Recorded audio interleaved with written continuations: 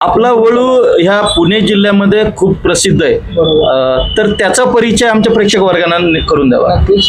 हा वळू म्हणजे तिकुंडी राजाचा मुलगा. तिकुंडी जे गाव आहे ते कोसा बैल, कोसा खिलारबादला बैल जातीचा सगळ्यात जातीचा बैल होता तिकुंडी राजा. त्याचं नाव काय?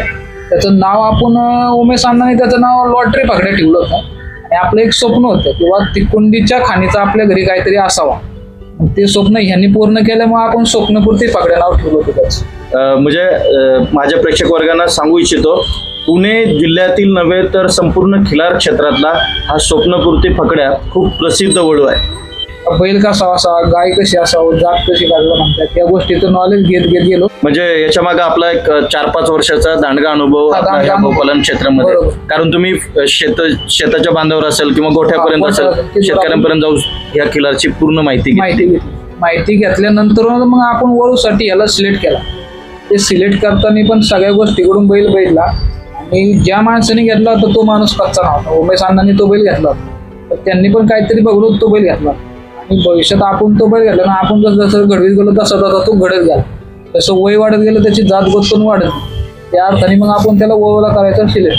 आपण घेताना असं काय नाही. म्हणजे मला काय म्हणायचं, असं मोठी शिंग किंवा असा पांढरा शुभ्र रंग, मोठं माप, तर हा निवडीचा निकष वळूसाठी असतो का? निवडीचा निकष तसं नाही वाटलं. मोठं शिंग आहे, मोठं माप आहे, पण खाली त्याला पाय नसू शकतो. पायाला बैल कच्चा असू शकतो. किंवा पायाला बैल कच्चा असेल तर कुठंतरी बैल आखूड असेल, पुढं शिपूड गड्डा दाखवेल असेल, पुढं कपाळ रुंदड असेल. या गोष्टी बघून वळू सिलेक्ट होऊ शकत नाही. वळूसाठी बैल प्रॉपर सगळं जागी पाहिजे. त्याचे कपाळ, त्याचं तोंड, त्याचे डोळे, परत नागपुरीचा वाण कोणचा आहे काय नाही, शिंगाची ठेवण कशी आहे, शिंगाची वाढ किती आहे, त्याची वाढ किती आहे, त्याचे कापड कसं आहे, कलर किती दाट आहे, किती कमी आहे, या सगळ्या गोष्टी बघून तो जातीला ठेवला जातो. म्हणजे असं एक नुसतं रुबाबदार किंवा देखणेपणावर वळूचं म्हणजे नुसतं रुबाबार आणि देखणेपणावर तसं नाही. मग हाय असं प्रत्येक दावणीचा बैल तो वळू झाला हे उपयोगाचं नाही. त्याच्यात ते गुण असलेच पाहिजे. मग बैल हा वेगळा आणि वळू हा वेगळा होऊ शकतो. आणि यांची लक्षणं वेगवेगळे. आणि तसंच गायी म्हणजे चांगलं ब्रीडिंग जर आपल्याला घ्यायचंय, जसं वळूचे निवडीचे निकष आहे तसे गायीचे सुद्धा निवड करावं लागेल का? गायीची पण निवड तशीच करायला. तुम्हाला जर फळ चांगलं पाहिजे असेल तर दोन्हीकडले बीज पण चांगलेच पाहिजे. जमीन पण तेवढी सुपीक पाहिजे तेव्हा ते बीज रुजते. तुम्ही नुसतं बीज आणले चांगलं, जमीन जर सुपीक नसेल तर ते बीज तुम्हाला फळ देणार नाही. म्हणजे प्रेक्षक वर्गाला एक महत्वाचं सांगतो की दोन्ही गोष्टी तितक्याच महत्वाच्या आहेत. जर तुम्हाला चांगला गोवंश पुढच्या पिढीला तयार करायचा असेल तर ह्या गोष्टी खूप महत्वाच्या आहेत त्याच्यामध्ये. तर जे वळूचे निकष आहेत म्हणजे त्याच्यामध्ये सगळ्यात महत्वाचा असे वळूचे कोणते 3 गुण आपण बघितले पाहिजे की त्याच्यावरनं हा लक्षात येईल हा वळू पुढे प्रजननासाठी खूप चांगला आहे. वळूची नाही वासराला ज्यावेळेस आपण वासरू बघतो त्यावेळेस वासराला जात गोत चांगली पाहिजे, हातापायला वासरू चांगलं पाहिजे, त्याच्या शरीराचा बांधा चांगला पाहिजे, बैल कुठंतरी आखूड नाही पाहिला पाहिजे, चौक पण तेवढ्या बाबतीत रुंद पाहिजे. या बारीक सारीक गोष्टी हे सगळ्या पाहिजे. त्याचं कपाळ, त्याच्या तोंडाची ठेवण, या सगळ्या गोष्टींचं आपण बघणं गरजेचं आहे. तर तो वळू म्हणून आपण निवड करू शकतो. कधी कधी काय होतं, वासरू भरपूर चांगलं दिसतं लहानपणी, पण जसं वय वाढत जातं तसं ते बिघडत पण जातं. ही आपण गोष्टी पाहतो, लहानपणी चांगला आहे, मोठ्यापणी जर बिघडला तर तो वळूला करता आला नाही पाहिजे.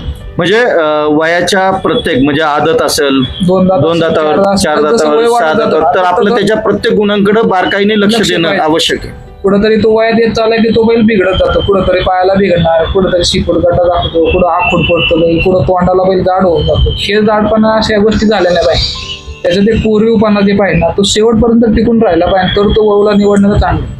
तोंड झालं, शिंग झालं, हे गोष्टी तिथलं ते राहिलाच पाहिजे. कुठं शिंग बिघडलं नाही पाहिजे, कुठं तोंड बिघडलं नाही पाहिजे, कुठं कपाळ रुंद नाही झालं पाहिजे. बारीक सारीक गोष्टी आहे, कुठं गळा म्हणा, कुठं कांबळ म्हणा, या गोष्टी जर बिघडल्या तर तो वळूला सिलेक्ट करू शकत नाही. तर तसं वळूचं वय काय असावं की तो प्रजननासाठी तयार आहे असं समजावं, त्याची काही लक्षणं? वळू नियमाने दाताला फट पाडली तरी बैल चालू केला तरी चालतो. कारण तुम्ही जर त्याची सांभाळणी जर तेवढी चांगली केलेली असेल तर त्याचं ते बीज तयार झालेलं असतं. 1-1.5 वर्षाचा काळ गेला नाही, 18-20 महिन्याचा पुढं तो वळू कोण बीज तयार होतं. आता आपण लिगली म्हणायचं किंवा आपण जर म्हणायचं हा चालू करण्याचा तर तो दुसऱ्याचा पिरियड 2 दात आले की तो चालू केला पाहिजे. तसं तुमची जर तयारी तेवढी जर असेल तर दाताला फट पडली त्या घेऊन जरी चालू केला तरी चालतो. तिकोंडी राजाची वंशावळ म्हणजे हा फकड्या, तर तो म्हणजे घाटासाठी निवड केली त्या वळूची, का शेतीच्या जड कामासाठी त्याची निवड केली, का दुधासाठी निवड केली? म्हणजे हा तिकोंडीची लाईन ही कोणत्या याच्यासाठी? कुंडीची लाईन आपण का निवड केली? आपण ज्यावेळेस ह्याच्या अभ्यास करायला गेलो त्यावेळेस तिकुंडीचा राजा सगळ्यात फेमस बैल होता त्या काळात. 2018-19चा काळ जर बैल त्यावेळेस तो बैल सगळ्यात फेमस बैल होता.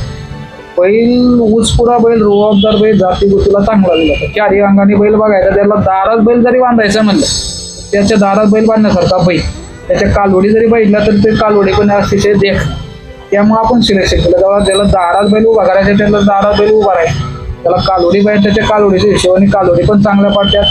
आता तुम्ही जे विचार करा आवताला म्हणा, पळवाय म्हणा किंवा चक्रीला म्हणा, हे ज्या त्या मालकाचं स्वप्न असते आणि ते मालकाने त्या हिशोबाने जर तुम्ही मेहनत घेतली तर ते फळ भेटतं. तुम्ही समजा मला 4 बैला बैल पाळायचे आपल्या बैला, तर तुम्ही त्याला लहानपणापासून जर तसा सराव घेतला, त्याची मेहनत घेतली, त्याच्या खुराकावर लक्ष दिलं तर तो बैल 4 बैलात कळतो. किंवा तुम्ही आवताला बैल करायचा तर त्याला ती शिकवण दिली तर तो त्याच शिकवणीत बैल पडतो. किंवा एखाद्याला नुसतं सांभाळायचा असेल तर त्या हिशोबाने त्याची ठेवण ठेवली तर तो बैल तिथं पण रुपये नाही. बैल कोणताही घ्या तुम्ही, तिकुंडीचा राजा घ्या, सिद्धापूर घ्या, निवडगे घ्या, तुमचं टार्गेट पाहिजे डोक्यात की तुम्हाला काय करायचं, याच्या उत्पन्नापासून आपल्याला काय डोक्यात. आता मी बैल घेतला, मी बैल वळूसाठी नंतर सेवा. पहिला आपण वळू आमच्या ज्या घरच्या 10-15 गाय त्यांच्यासाठी बैल आपण घ्या, कारण आपल्या 10-15 गाय प्रत्येक खेपाला खाली नेणं सोपं नव्हतं. म्हणून आपण बैल घेतला आणि तो सुदैवाने बैल जाती गोतीत निवडला. त्याचे लहानपणीचे जर फोटो बैल ना आत्ता बैल बैठला तर जमीन असणार फरक. त्याचं तोंडात, शेंगाला, अंगात बिंगात सगळ्यात फरक झाला.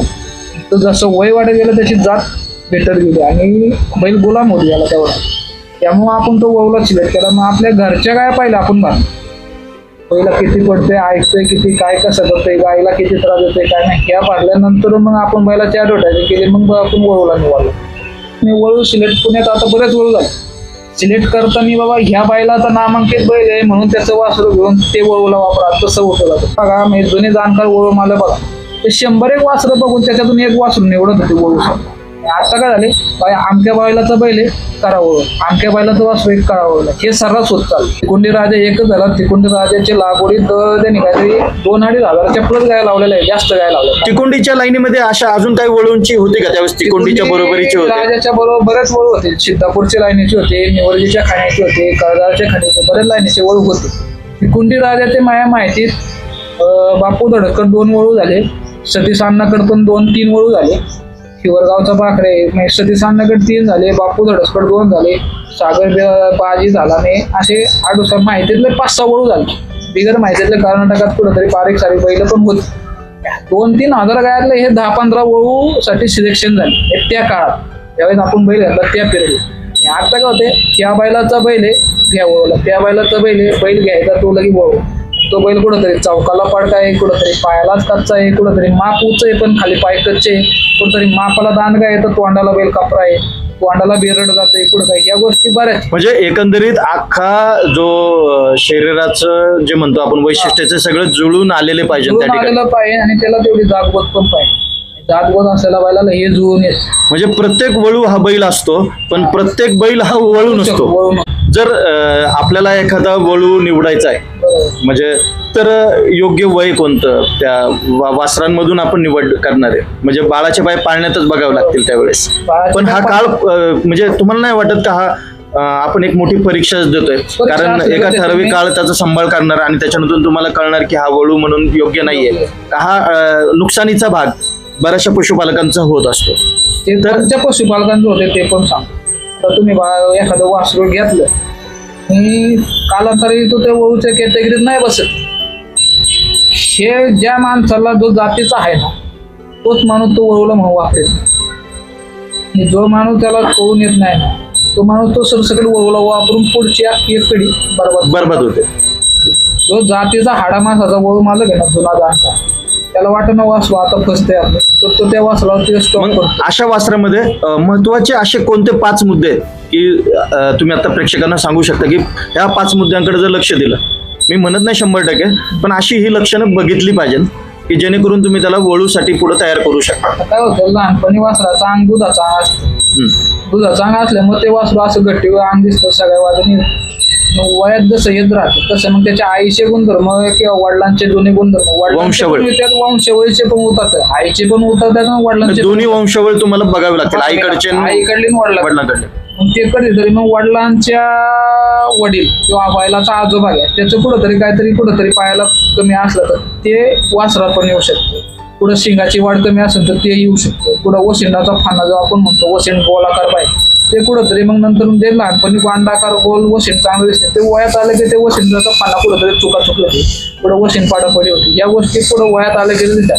काही बैलांच्या ते वयात येत तसं ते वाढत जातं नाही, काही ते वयात आलं की बिघडत पण जातं.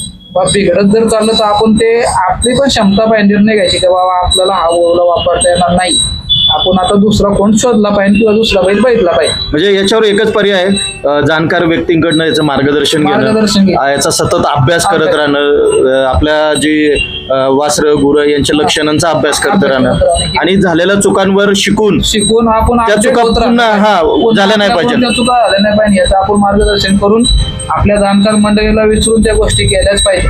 तर आज रुपेश दादांच्या माध्यमातून आज आपल्याला अशा खूप खोलीवरची माहिती म्हणजे ब्रीडिंग क्षेत्रातील खूप महत्त्वाच्या गोष्टींचा उलगडा आज रुपेश दादांनी करून दिलेला आहे. तर मला याच्यातून एक गोष्ट प्रकर्षाने जी जाणवली, वळू 1-2 दिवसाचं किंवा एखाद्या वर्षाचं काम नाहीये. वळू जर तुम्हाला चांगला तयार करायचा असेल, वळू जर चांगला निवडायचा असेल तर ही खूप वर्षानुवर्षाची मेहनत त्या ठिकाणी आवश्यक लागणार आहे. आपली मेहनत जरी ज्यांनी मेहनत घेतली त्याच्यात त्यांचं मार्गदर्शन तरी तुम्ही घ्या, मग तो वळू सिलेक्ट. आणि तुम्हालाही त्याच्यामध्ये तितकंच मेहनत घ्यावी लागणार आहे, तरच तो वळू. आज तुम्ही 10 लाखाची वस्तू सहज घरी आणू शकता, पण ती वस्तू रोज तो बैल सांभाळणं हे अवघड आहे. म्हणजे आपल्याला याच्यातलं ज्ञानाबरोबर त्याची संपूर्ण माहितीची आवश्यकता आणि त्याच्यासोबत काम करण्याची, कष्ट करण्याची, मेहनत करण्याची तयारी सुद्धा त्या ठिकाणी गोपालकाची हवी, तर तुम्ही वळू क्षेत्रामध्ये चांगलं काम करू शकता. तर आज मला ह्या आपल्या व्हिडिओच्या माध्यमातून रुपेश दादा अभिमानाने सांगावं वाटतं की वळू क्षेत्रामध्ये खूप कमी माणसं काम करतात आणि त्यांचा सन्मान होणं गरजेचं आहे की कारण आज ह्या स्थानिक देशी गोवंशाला पुढे नेण्याची जबाबदारी त्यांच्याच खांद्यांवर टिकून आहे. शुद्ध बीजेपोटी फळे रसाळ गोमटी गोसेवा समिती महाराष्ट्र राज्याच्या वतीने रुपेश दादा सारख्या सर्व वळू सांभाळणाऱ्यांना आमचा मानाचा मुजरा. तर आपण पुढील भागात भेटूया अशाच एका विशेष माहितीसह. तोपर्यंत आपल्या चॅनलला लाईक, सबस्क्राईब आणि शेअर करायला विसरू नका. धन्यवाद.